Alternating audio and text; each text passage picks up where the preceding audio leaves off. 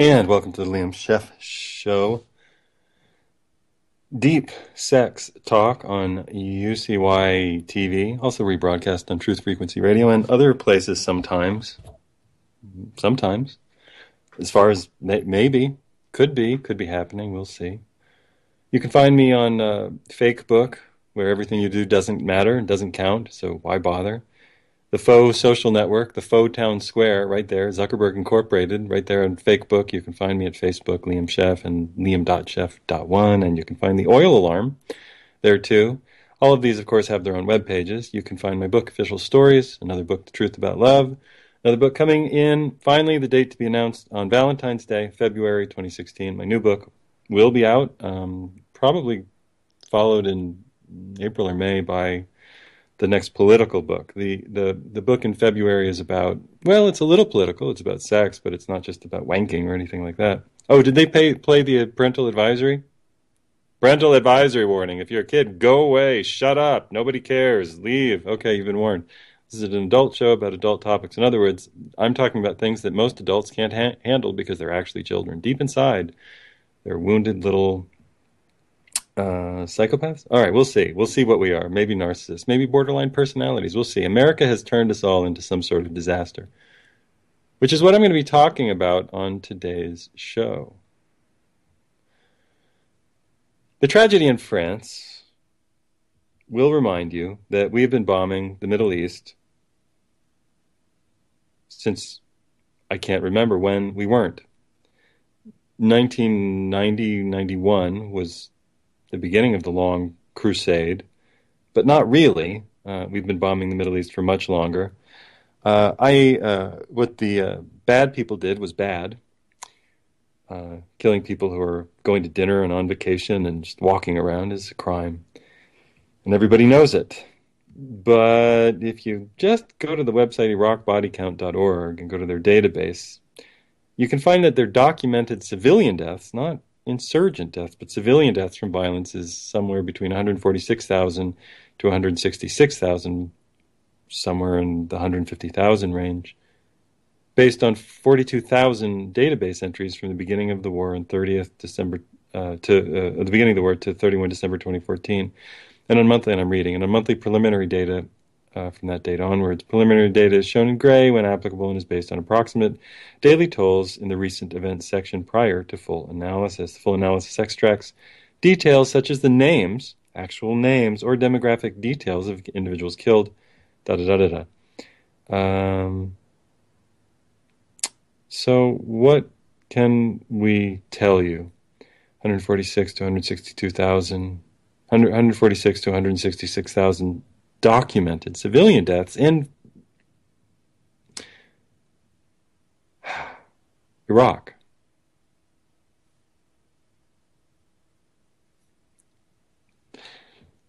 Hey, let's go kick every hornet's nest we can find. Nothing bad could happen. Nothing bad would happen in downtown Paris if France gets involved with a war air bombing Syria or any other place. Nothing bad could happen. It would be insane to suggest that anything bad could happen. In fact, if anybody did suggest that, it would be the same as they were saying somebody deserved it. And then we should hate them for saying that people deserve to die, when in fact they were just saying, if you kick a hornet's nest, you might get stung by hornets. Vive la France, of course. J'aime Paris beaucoup, tout ma cœur. Et quand j'étais jeune, j'ai vraiment désiré habiter en Paris, à Nice, ou quelque part en France. J'ai détesté les États-Unis quand les guerres pour pétroleum, etc. Et j'étais sûr que oui, je vivrais en France. But I didn't know then that France had some 80% of its power coming from nuclear energy. That seems to be a problem that they'll be facing with an agonizing Holocaust unrolling slowly over that country, which is about the size of Texas, but much greener, much more beautiful. It's a beautiful place. It's got wonderful history. The Merovingians and Carolingian kings, many, many bloody wars fought in the name of Jesus Christ and the various popes. There was a pope, I believe, in Avignon, or was it Aix-en-Provence? I can't remember. Anyway, there's a pope, a second papal state that tried to emerge there in the southern France at some point, and that didn't really work out. Of course, they had to kill a lot of people in the name of that religion being Judeo-Christianity. And now, I suppose, a couple of days ago, a number of people were killed in the name of Allah. It will be a big surprise after we die when we go to the eternal place that they say, no, that wasn't true. That Jesus stuff, no, that was a myth. Yeah. That was a story about how the Hellenized Jews of the Levant were trying to reinterpret the Levitical proscriptions against everything, and were trying to have a more spiritual religion there. And, they sort of told a story like Iron Man or Spider-Man. No, that's not an historical story. No, that Allah thing, the Muhammad guy, no. I mean, there are plenty of, merchants and traders and plenty of guys who were shepherds. I mean, those are shepherding cultures. They call them pastoral, but they're herding cultures. Those are cutthroat cultures. They're tough cultures. The old Hebrew culture, the desert cultures, that's tough stuff. You don't want to get involved with them. You certainly don't want to adopt their way of being as yours. You don't want that as a root philosophy. But guess what we have as a root philosophy?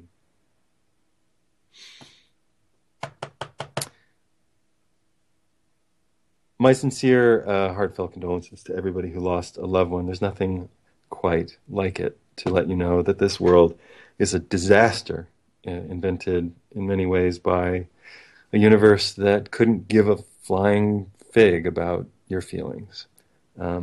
Cry to your angels, cry to your better angels. It's not about France. It's not about any particular country.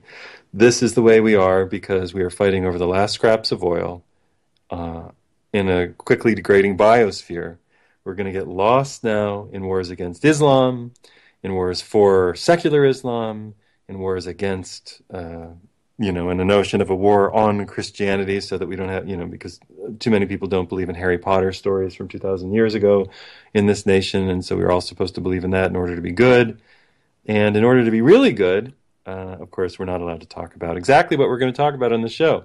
So here's to love and life, and I guess we better shut down all the borders and stop all travel. I mean, gosh, it will be such an inconvenience, and because we have so much oil to do all the traveling that we want to do, and there's no way we'll run low or it will get more expensive. So it'll be a shame when we have to restrict travel.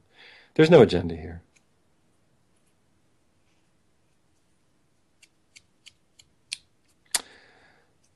And again, my sincere condolences to everybody who lost somebody, because you're the only people who matter here. That's the truth. Everybody else is an asshole, jumping onto your fear. All the Bill O'Reillys, Ann Coulters, Bill Maher's, they're all assholes, glomming onto your fear and your anti-fear and whatever kind of thing drives you, because it's irrelevant. It's all irrelevant. The only people who matter here are the people who lost something. And did I mention the Iraq body count? All those people lost. All of those people were lost to somebody. And some of those people are going to get up from a pile of ash and rubble with dementia in their eyes going, I will do anything to hurt the people who hurt me and my loved ones. That's what war breeds. Just ask the Hatfields and the McCoys. Gandhi was a weird dude, but he did manage to say an eye for an eye, leaving the whole world blind. He also was very, very freaky. Very, very weird dude. Jealousy is the topic for this show. Moving on. Jealousy is the topic for this show. You can tell your friends about this show. This show is growing. This show is finding its feet. This show has found its topic. The topic of this show is deep sex talk. Yes, I wrote official stories. Yes, official stories exist to protect officials. The biggest official story in the world is that we're a monogamous species, that religion is true, and that we're ethical if somehow we practice some form of lifelong sexual idolatry and monogamy to one person or an idea of a person or an idea of a thing, when in fact, this is the opposite of what we are.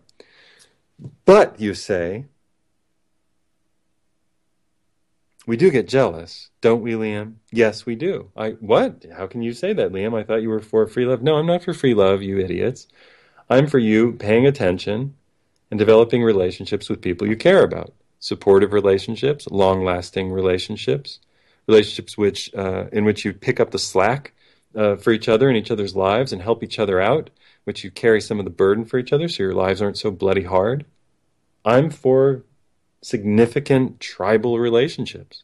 I don't know what you have in mind when you think of polyamory. I don't know if you think you're hopping from bed to bed without consequence. I guess that could be fun if you're, in your 20s or late teens or I don't know, something like that. But it doesn't put food on anybody's table and it doesn't get any real work done and it's an indulgence. And again, you're free to do it all day long. If that's the kind of life you want to have, if you're Paris Hilton and you don't have to worry about anything, you can do it. But the rest of us need to form sustaining relationships. But Liam, how can you form sustaining relationships outside of monogamy? The only way to form a sustaining relationship is to bind yourself by genital shackles. Don't look at anybody else. Don't think about anybody else. And if you do, go confess it to somebody. Either at the sports bar to your friend or to the priest, if you still believe in that kind of pedophilia ring. Thank you. But Liam, how can we possibly have support if we're not monogamous? Well, let's talk about that. Jealousy is real. And you know that because when you look at a child, and the child's just fine, but the child's mother goes away to attend to, let's say, pays attention to another baby, a sibling, a brother or sister, even the father. Even your father is competition for you, for your mother when you're a baby. Go away. She's mine. I need her. Mothers will recount this and say, we're naturally jealous. Okay, granted. Babies who can do nothing but cry, cannot express anything but a cry, and sometimes a giggle or a snort, sometimes laughter. No words, no significant hand gestures, no writing.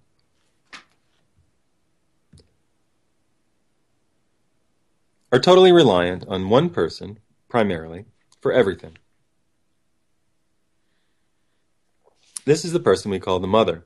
And the mother is essentially the slave of her hormones and the child. And she loves the child, but she's also exhausted. The mother is the food source for the child because she produces fatty, sugary liquid in her mammary glands, in her breasts. The baby sucks that stuff out, and that's the baby's food. So mother is food source, and food source is life. So mother is life. Think about that for a second. If the baby sees the mother straying, the baby sees his or her life possibly going away, and the baby says, hey, hey, hey, hey, hey, hey, hey, hey, hey, hey, hey, hey, hey, I still actually really need you. Yeah, I'm not 10 yet when I'm going to start telling you to go F off because you're embarrassing me when you take me and you drop me off to the mall. F off, go away, shh, don't let anybody see you, I don't know you. No, it's very important at that point that you have your mother until about age 6 or 7. And then like, all right, Mom, don't kiss me in front of my friends. You break your mother's heart. You break your mother's heart when you reject her at 6 or 7. Break her heart. Because she's been in love with you. Totally in love with you. Oh, my little baby. Here, let me clean that caca. I'll do anything for you. You want some food? Here, let me sacrifice my body for you. I already did once. I already let you expand my once nubile stomach and put on the fiery scars of life so that I'm now known as a woman who's given life. Stretch marks aren't ugly. They don't have to be ugly. You can consider them very beautiful. You could. You could. Young men can't see them that way, but older men can.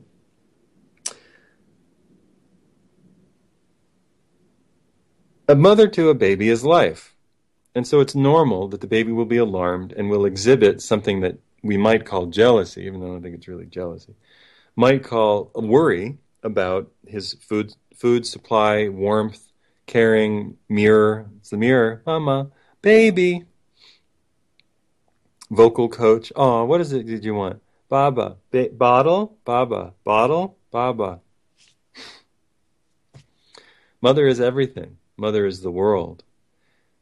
As soon as you can get out of that arrangement, though,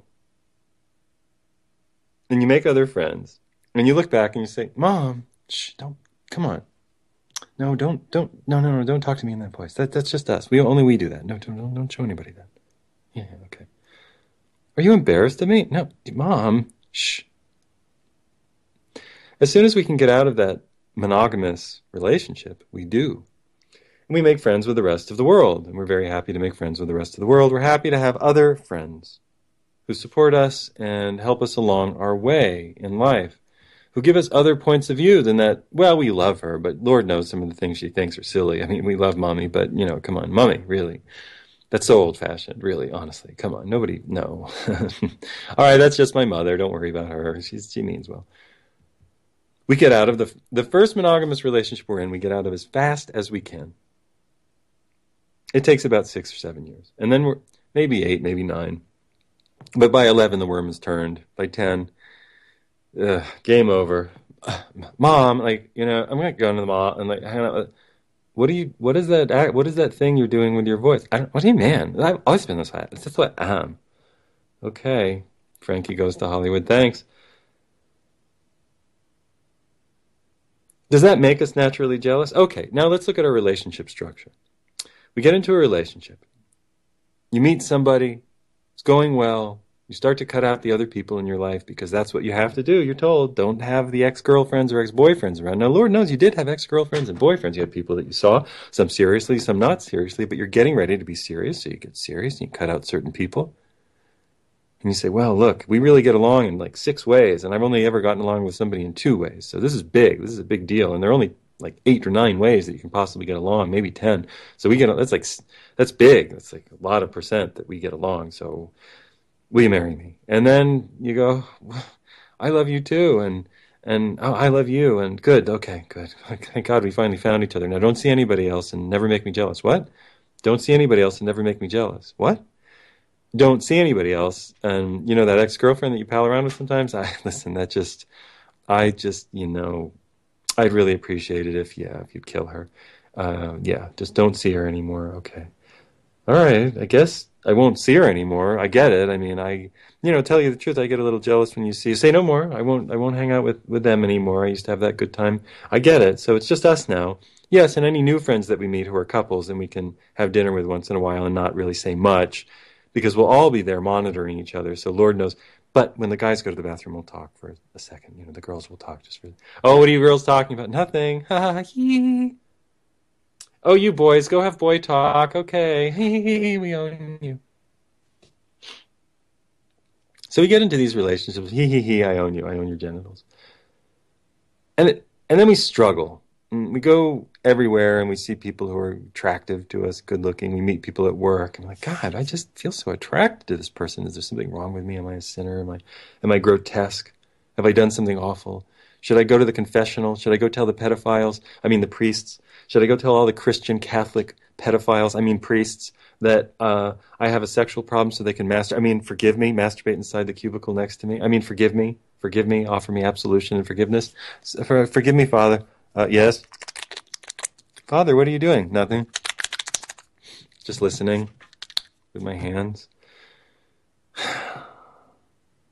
Fucking hypocrites.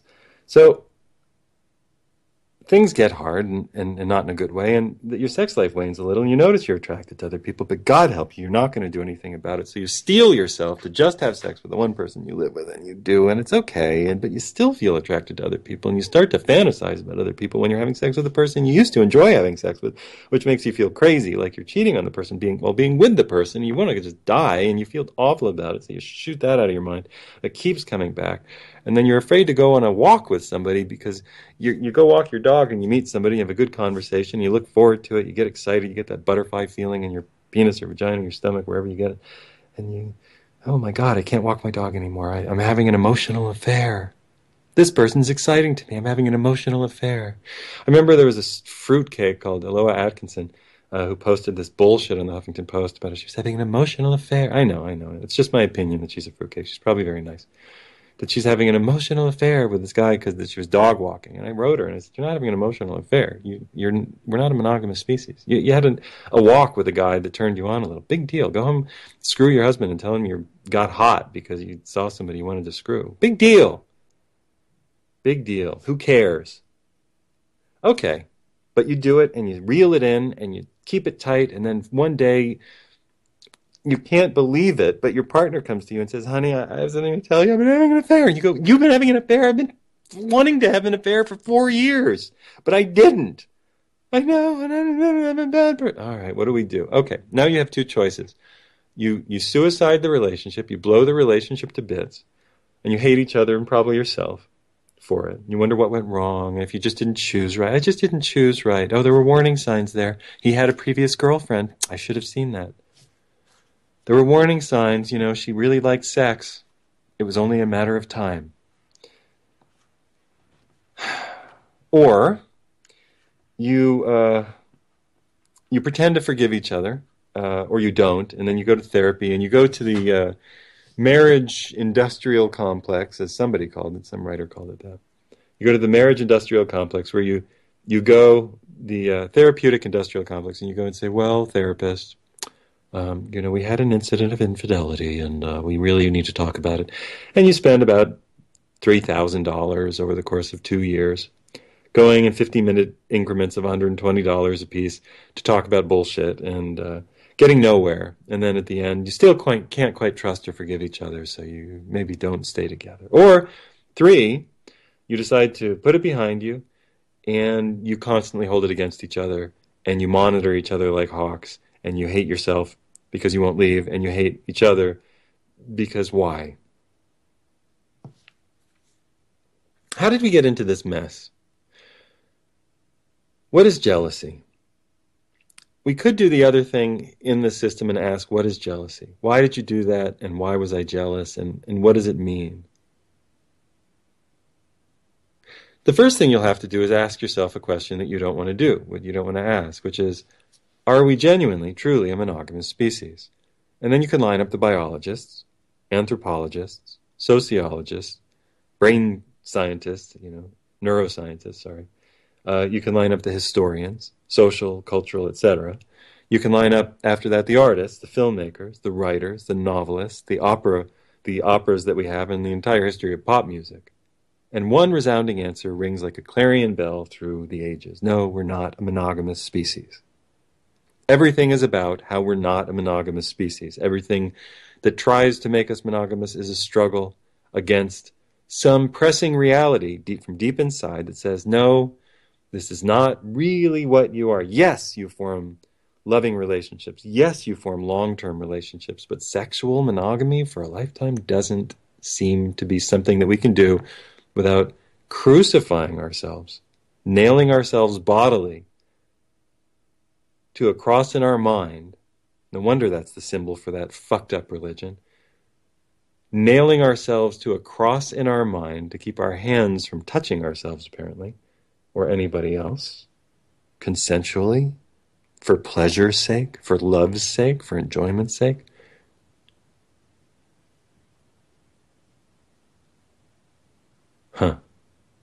What a world. We're going to talk about the why of jealousy. We're not a monogamous species. The biologists will tell you. We are not built to be monogamous. Men's sperm count and sperm reproduction doesn't speak of a monogamous animal. Women's high level of vocalization during sex speaks of a female who's used to calling males when she's having orgasms to bring in more good quality sperm donors so that her body can sort out the difference. That's what I said. If you look at species that vocalize as loudly as we do during sex, they don't have one partner during a single sexual period of fertility. They have several or many. So you'd have to say it's fairly normal for women to have several or many. It's also interesting that sperm compete with each other and sometimes block other sperm or help other sperm along. The body, the pH and the nature of the woman's body will actually sort out the best sperm for her genetic code, for her body, for her pH, for her chemistry. Her body will sort it out. If she has a variety of sperm in her, her body will sort it out. Her body will take sperm from a man she is more attracted to, in other words, more genetically compatible with, and having better orgasms and sex with. Her body will take that in further. Her body will even eject, her cervix will even eject previously held sperm if better sperm is coming in. You think this is just an accident? You think we either were designed, evolved, or came about on the planet this way? You think we emerged with these I've got a very special set of skills. I've got a very special set of skills. I can eject sperm from my uterus with my cervix if I think there's better sperm coming. Taken for the vagina. I don't know. Taken for Liam Neeson's vagina. You're listening to the Liam Scheff Show, Deep Sex Talk on UCY TV. Also on Truth Frequency Radio. We're now on UCY TV only. We're going to take a short break to advertise what you can do to support independent journalism, to be a free thinker. Talk about that in a second. When we come back on the second half of the show, I won't really be going anywhere, but when we come back to the topic on the second half of the show, I'm going to explain the why of jealousy. It's a deep conversation, and you might want to get a piece of paper and a pencil.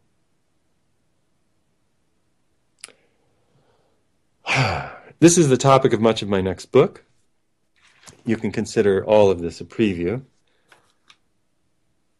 But before we do that, let's talk about how to support independent journalism, independent philosophy, independent research. You have to go and support it. That means you have to throw some money at us, me, people who do this kind of thing. If you enjoy the show, if you listen with, I don't know, bated ears, is that such a thing? If you listen with pricked ears, held high to catch the sound, you can go to the Fakebook page, Liam Scheff Fakebook, and there on the Fakebook page is a link. The link says put $5 to $20 in PayPal, and do it. Put $5 to $20 in PayPal, because this work isn't free. I have to pay for everything that I do. I don't have any industry grants. I'm not Bill Maher, and I can't just stand up and say totally unfunny things and have HBO pay me for supporting Hillary Clinton while denouncing religion. It's hard to be a truth-teller in America. So if you want some truth being told and you want to support it, you can support me by buying my books, The Truth About Love, to be had for, I think, $2 or $3 for the Forever Yours version. That's the Kindle version. The paperback version will come out next year. Sorry it took so long. Or you can buy Official Stories in paperback and Kindle version. Another wonderful book that will invert your blinders. You will no longer have the blinders on for all of the things you were told were true when you were growing up. It's a reverse textbook to all the lies I was taught growing up in school. And I think it applies to many of you as well. Please support independent journalism and independent thinking and independent philosophy and independent sex talk that's not all about wanking and your vagina and your G-spot and all that other crap that sex talk is supposed to be about. It's easy, and once you find the G-spot, you know where it is. And if you're creative in bed, you can figure out how to do all the wanking you want. That's not the most interesting thing about sex, by the way. The most interesting thing is openness. The most interesting thing is having the relationships that you want to have. People who worry about being better in bed are generally trying to make a monogamous relationship that's not working out very well for reasons that don't have much to do with sex work out.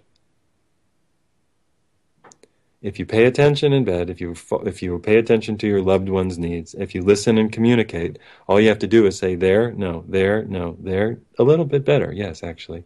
Faster, no, slower, yes, actually. Like this. Let's watch this movie. I'll show you. You're listening to the Liam Scheff Show on UCY TV, also on Truth Frequency Radio. The topic of the day is jealousy. Please support independent journalism by going to PayPal or buying one of my books. Jealousy. Jealousy is something that we all feel at times. Jealousy is a monster that spews acid from the middle of your stomach onto your very heart and soul.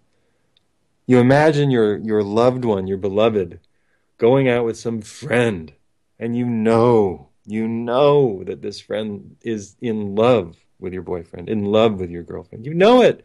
And he's just entertaining it. She's just like, she's blasé. Oh, no, we're just friends. He's just such a good friend.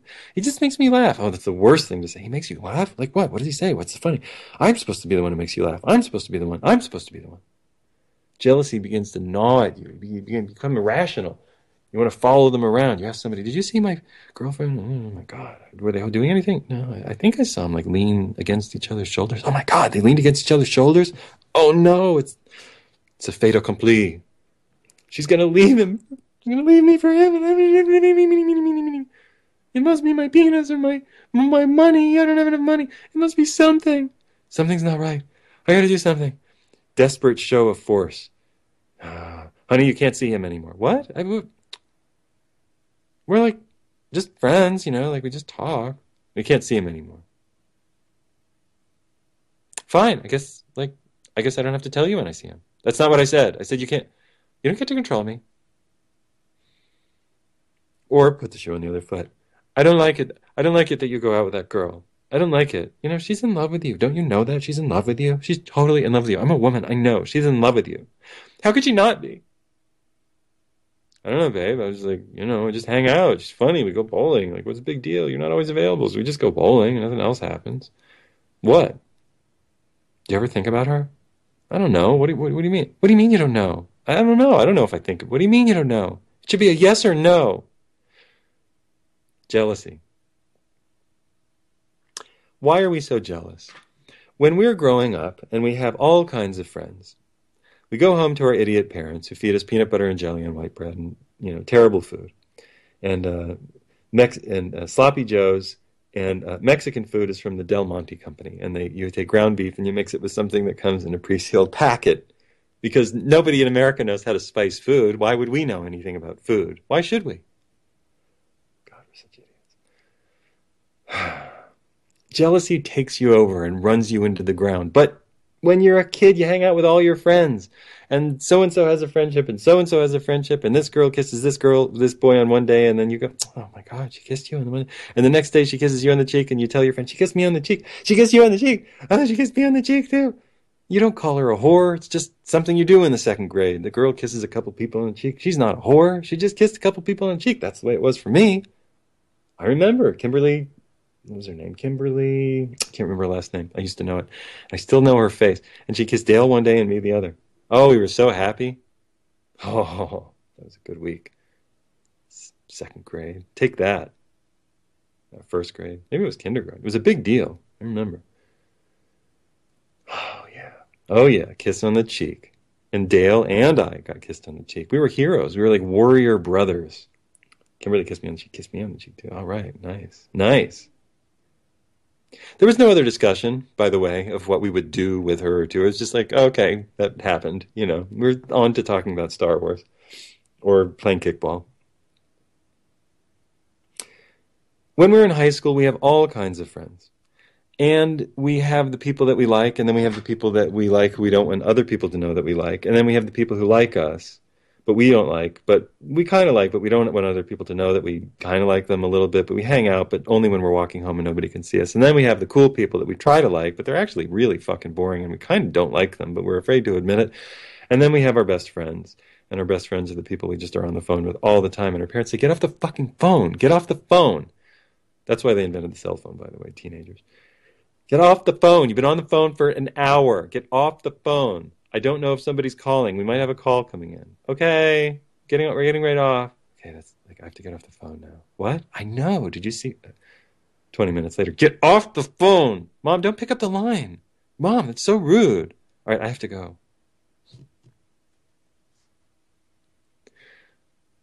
We have all kinds of friends. And yeah, there's a little jealousy. But it comes and goes. Because why? Because we're all slaves. We all go to high school. We all go to pre-high school, whatever that's called. I don't remember any. Junior high, and then we go to high school. And we're all slaves. And we all hate the same people. We hate the dickbag teachers. And they're all dickbags. Except for the one who's not. The one or two. And they always quit. The one or two who are not dickbags always quit. And they like make an announcement some way like 2/3 of the way through the year. Like, I'm sorry to say this, guys. Frankly, I love all of you, but I'm just going to have to move on. What? You can't. You're the only one we like.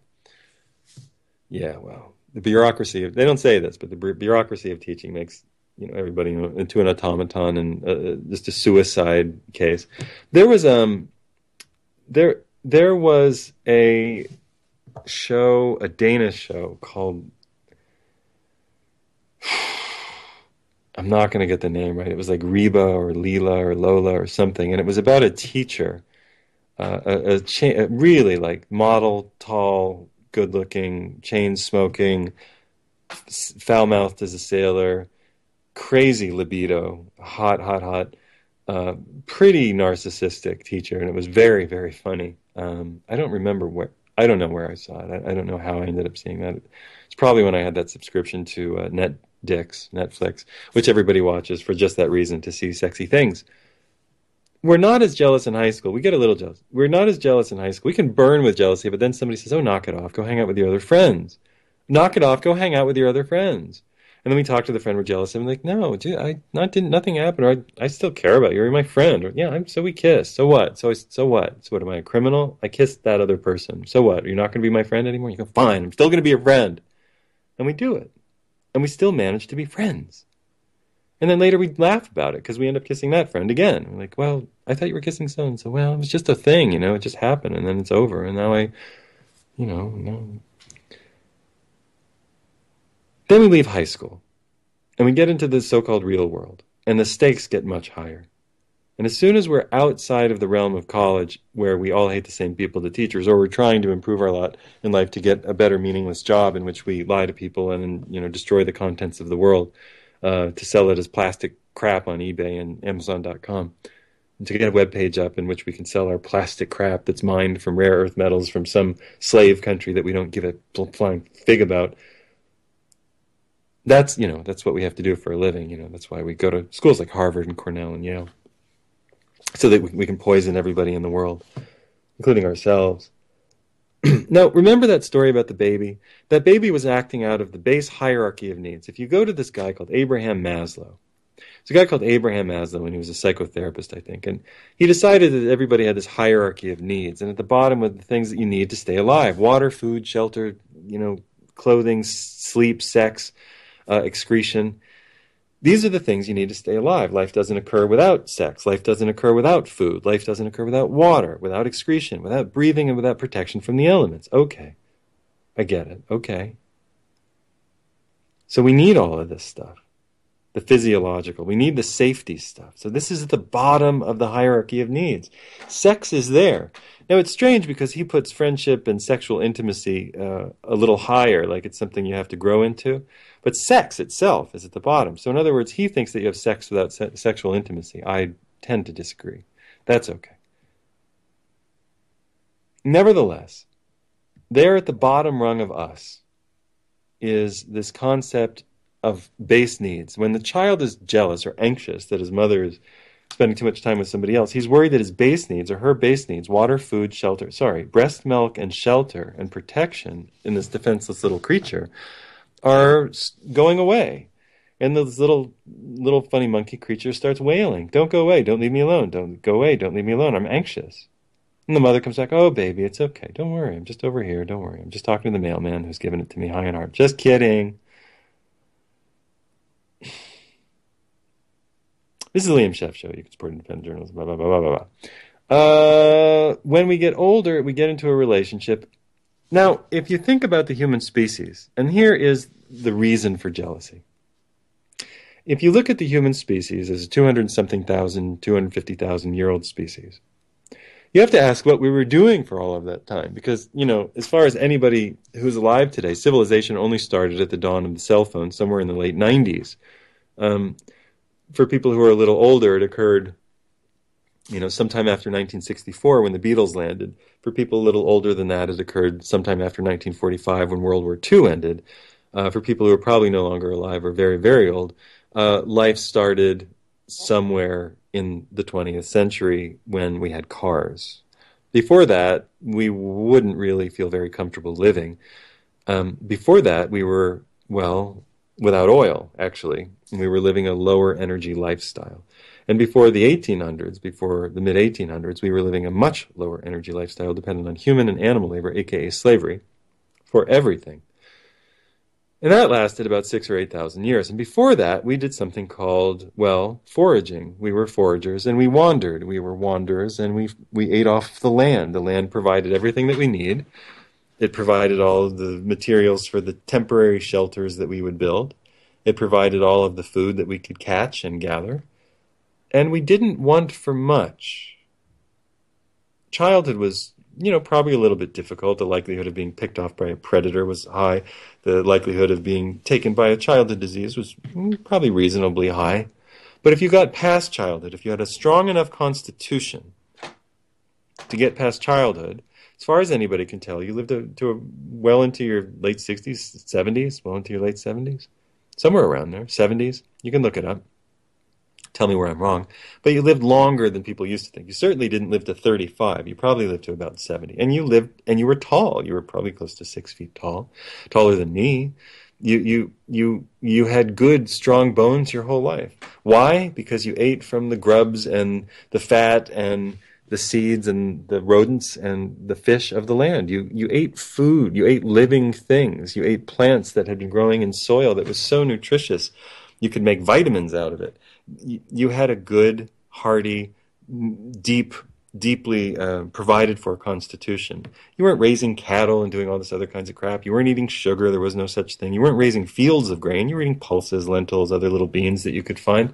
You were eating carob. You were eating anything that you could find. Figs, early barley. All the early grains were there in some form. And we were tribal. Tribal, then, is the 99.9% of our personality that lives underneath the very thin skin of the modern era. Tribal is a group of 25 to 120 or so people wandering together. You know each other. Everybody's good at something. So everybody's bad at something. Some people are better gatherers, and some people are better hunters of small animals, and some people are really great at weaving things out of fronds and grasses. Some people are really great storytellers and very comforting to have around. Some people are really good with their hands and can massage and release pain and do healing. Some people seem to have a natural inclination to turn flowers into oils that you mix with some of the fatty things that you find, some of the fat from animals or from seeds or from fish. Some people are great fishermen, and some people are great skinners of animals, and some people are great finders of roots. Some people are great cooks. They just seem to have a touch. They just know how to put things in and around the fire on rocks. You're a tribe. Everybody has something that they're good at. Everybody has something that they're not good at. Nobody has to do everything. When you go to sleep at night, you don't run away in your suburban vehicle to your private house in your own cul-de-sac, at the end of which you shut a door and lock it. Nobody says, ugh, over there. You have to, you know what? You like Yimmy. Yimmy and Ugg. That's our couple. Ugg, you really seem to fancy Yimmy, so that's nice, and we sanction that. So you two have to go build a shelter over there, about 600 yards away from us. You have to gather all your own food, water, and every other thing that you need right now. We can't share with you anymore. That would be morally wrong. You have to have a good work ethic, so you have to do it all for yourself. If you ever get into any trouble, you can ask us, but don't expect us to do anything because, like we're not like you. Like you're responsible for you. Like, we're independent. We're all independent, right? So you have to be responsible for you, and we can't help you. And if anything, like if you want to eat with any of us, you can't just have any of our food, but you could invite us. As couples, like the same as you guys are, as couples, not as other people or individuals, but as couples, you can have us over for dinner for food that you yourself catch and then cook, and then you'll serve it on, if you like us, you'll serve it on good rocks, and if you don't like us, you'll serve it on, banana leaves.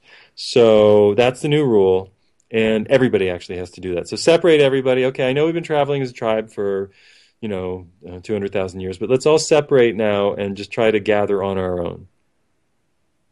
And when we have to move in a few weeks, we'll just, all carry all our own stuff and not help any. Yeah, that's what we'll do. Said nobody ever. That never happened, or we wouldn't exist as a species.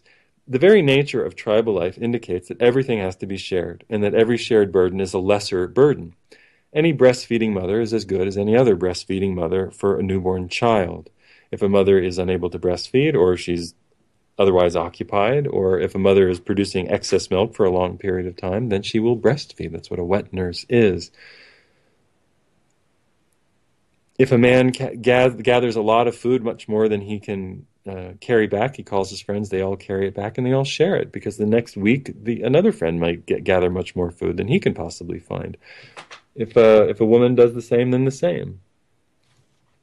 If people fancy each other, we all have, in the tribe, we all have our 2 or 3 friends that we really get along with, really, really close. We have 10 friends that we like and we have a good time with, maybe 15.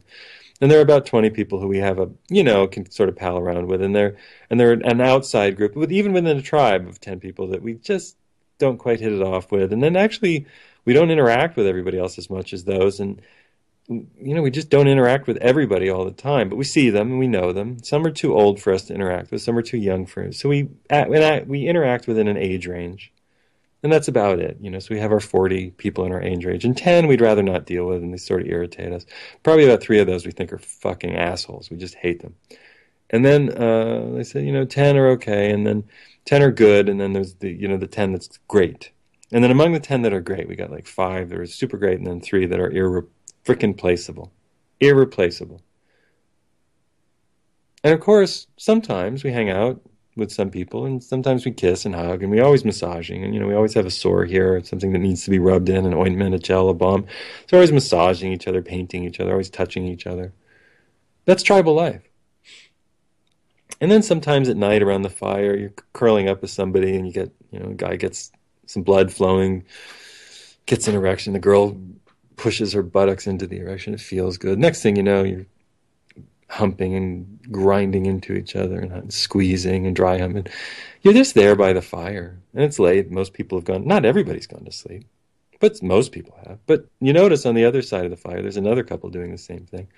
And on the other side of the fire, there's another couple doing. You recognize actually in both of those couples people you fooled around with before, but you don't care because you're with the guy that you like right now or the girl that you like right now. It doesn't really matter. It doesn't really matter because your identity is the tribe. It doesn't really matter because your identity is within the tribe, and you're fooling around with somebody who you like, who you care about, who's somebody that you have a good feeling about because they're in your group, they're in your special group, your small group. They're the people you hang around with the most. So it ends up that you're spending time with somebody in your small group, you get a little closer. And so you do. Let's say that you're a female and you end up with a child. Well, you don't have to call the abortion clinic or any other thing. If the child's not healthy, believe me, it will be killed. Sorry, that's also tribal life. The child cannot sustain on its own. It will be killed. It will not be fed. That's how it will be done. That's what tribes have done all over the world for all of eternity. If the child if it's too weak to survive, it is not fed and it perishes. And if you don't like that, I don't like it either, but that's tribal life. And if you think we do any better, I'm sorry, Planned Parenthood, Gesundheit, we do worse. And actually, we keep so many people alive in so many miserable drugs for so long, and their lives are such torture. We don't believe in letting people go to the after place in the other world. We just don't believe in it. So we hang on and cling on and cling on and cling on with drugs and drugs. And if we say that you could do it without drugs, then you're a criminal for lying. You're accused of lying to people about health. And of course, only petroleum-based drugs from the oil industry could ever help anybody. That's what we're told. Back to the tribe.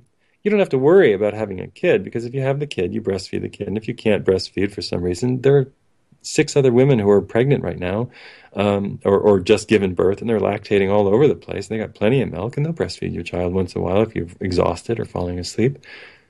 You don't have to raise your child alone. You don't have to carry your child alone all by yourself. You carry your child when you're doing some work. But as soon as your child can walk around, your child is playing in the group of children.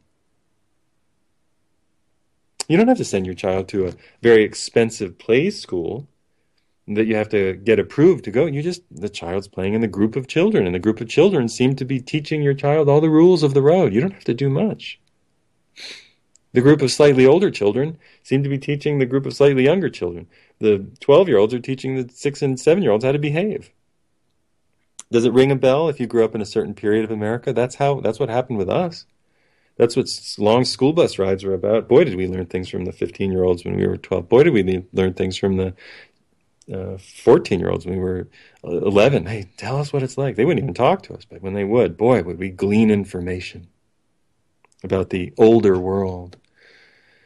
The group of young teens raises kids, and then at a certain point, the group of teens is inducted into the group of young adults through mystery ceremonies of some varying capacity, some various mild torture depending on the tribe.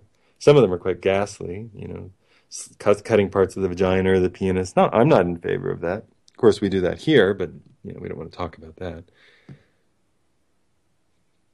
But they don't all do that. But human beings have a thing for cutting themselves.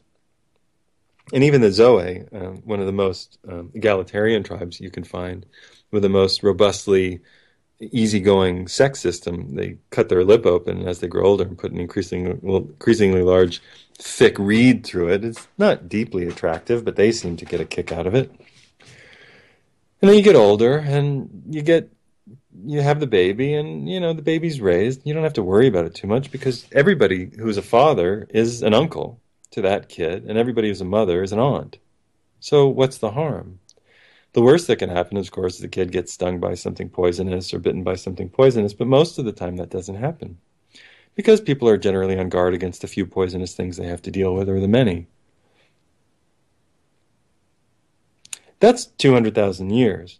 Now, in the last 8,000 or so, and really, if you want to look at us, six, I don't know, since the Hebrew culture intersected what? Started intersecting the Roman culture. Give us 4,000, 2,000. So in the last minute on the 24-hour clock, we developed a culture that was different. We developed an agricultural culture. And in that way of being, people didn't wander anymore. They decided to stay in one place and try to make the land give them food all year long.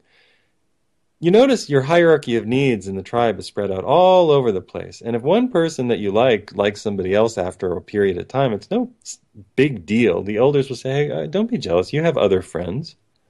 Don't tear people apart. Stop being dramatic. It's nice. He loved you and you have a kid together and he loves her. Big deal. And don't you have two other friends who you really care about? We know that you do. So go spend a little more time with them and stop mourning and mourning and mourning that he doesn't love you the way he used to. Okay, fine.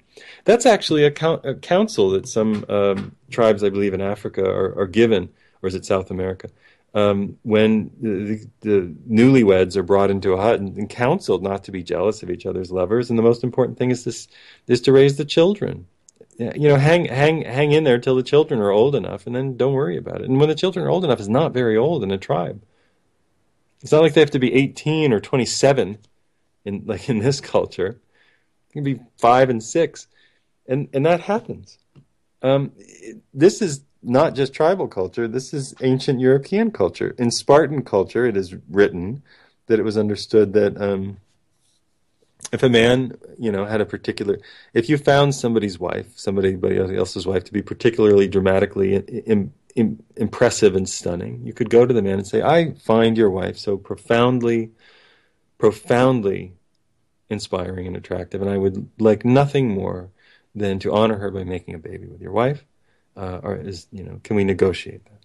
And the man would say, well, let me ask my wife, and what are the terms, and what kind of land will you share with us, and what will you give us? And yes, honey, are you into that? Okay, yeah, and it can happen. And it would happen. So don't tell me that this is just barbaric cultures. After all, the 300 wasn't about barbarism, right? It was Gerard Butler. I guess. Of course, the Spartans only lived by virtue of slavery. They enslaved entire inland cities, to do their farming for them so that they could be warrior cultures. So there's always something hidden, isn't there? So your Maslow's hierarchy of needs is spread out among 50 people in a tribe. It's spread among your 10 best friends and your 20, and then the extended group of 20, including some decent acquaintances, and the extended group of 30, including some blood relatives who you don't really care about that much, but they owe you something. So you're fine, no matter what. You're fine. Now let's compare that with today. The root of jealousy today is that the agricultural world told us to put all of our weight on one man and one woman, or one man and several women, but in any case, one woman had to be bound to one man, and one woman had to bear a child that was then owned essentially property of the man, so he could pass on the property that he had earned by staying in one place and accruing material things. Different than the roving culture, the agricultural group had to stay in one place. Then the herding culture came along, driving animals, beating up everybody, men and women, hating both men and women, only valuing barbarism. Those cultures intersected and created the world that we now live in. So we have 99.9% relatively easygoing, foraging, laissez-faire, rather open, fireside, lovemaking culture. On the very top, we have this very thin layer, very thin, very brittle layer of Judeo-Islamic Christian identity. Aryan, Indo-European, that kind of thing. This very, very thin layer of Indo-European identity that comes through Christendom and Judaism and Islam and sort of elements of Hinduism, not all of Hinduism. And that says if a woman should lie with anybody but the man to whom she is essentially given by her father, then she must be stoned. So it made sense to men all through history that they could have as many girls as they want as long as they didn't get caught. By the way, you're listening to the Liam Scheff Show on Truth Frequency Radio. We're about to run out on Truth Frequency. We're on UCY. Stay tuned on UCY. Just going to keep going, support independent journalism by buying my books, putting a little money into PayPal, find me on Facebook, etc. So, we have this thin skin on top of the majority of our personality. And in that thin nature, men were allowed to have many women if they could afford it, but women could be killed for having more than one man because they were the possession of the man in the rooted culture in which the possessions of the man had to be passed on to the woman. Genital shaming became the way to control the mind. In the Hebrew culture, genital shaming was it. The woman was unclean, unfit, dirty, etc. She had to be isolated, ostracized most of the time. The only time, actually, the strange thing, the only time in the Hebrew culture when a woman was allowed to have sex freely was when she was pregnant, and she could only, of course, have it with the man who owned her, more or less. So Hebrew women, of course, probably enjoyed being pregnant because they could at least have orgasms. The Maasai culture is another example of a culture that doesn't give much of a damn about women's rights, and we can talk about that on the next show. Now look at Maslow's hierarchy of needs. We're about to run out of time, but look at Maslow's hierarchy of needs in our culture. One man is owned by one woman, and one woman is owned by one man. And the man got to be owned by the woman by virtue of feminism. Feminism said that men had to take on the burden of women. But instead of saying women's burden is unfair, let's change it, men said, okay, we'll be more like women and be owned by women, and we won't be able to fool around as much. So now we're in the same boat. All of the pressure of Maslow's hierarchy of needs, food, shelter, clothing, etc., falls on one person. And if that one person budges and shows a little bit of interest to the left or the right, we feel our whole world come out from beneath our feet. And that, in the last seconds of the show, is the root of jealousy. That is the root of jealousy. That's why your stomach hurts. You associate your safety with the ownership of somebody else's genitals because it said so in the Bible. That's why you get jealous, because you think that if somebody's genitals stray, that they're going to leave you. And that's the show. See you next time.